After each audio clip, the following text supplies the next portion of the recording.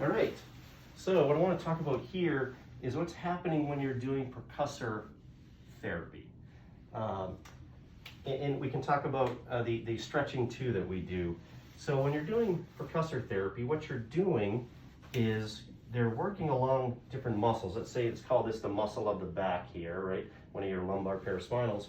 And what they're doing is they're activating receptors. So there's these little things that live in the muscles called receptors. What they do is they signal the brain. And they signal the brain to tell it how tight or relaxed or what the muscle is doing. And so what happens in injuries, especially over a little bit of time, but any injury that proliferates or progresses, these receptors keep telling the brain how tight the muscle is, and it creates a very efficient signal to the brain for tightness.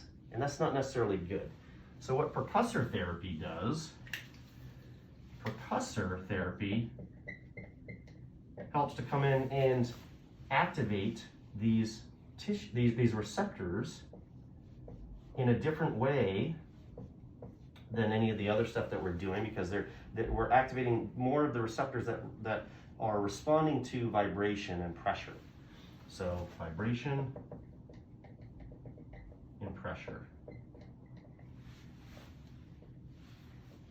And so as we do this therapy, these receptors change the signal to the brain to a more appropriate level. So now the muscle that goes from being really tight and hypertonic, and it's really bound up like this, it goes back to its normal function. It becomes looser and more pliable, and it's signaling the brain better to tell it what's happening when we're moving and stretching. So that therefore, when I'm stretching this way, it's appropriately telling the brain, hey, we're going a little too far, you need to come back up. This is what happens when they reach down and pick something up and they're like, oh, my back.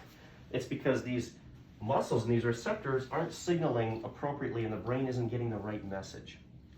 So why we like to do percussor therapy is for this exact reason. Thank you.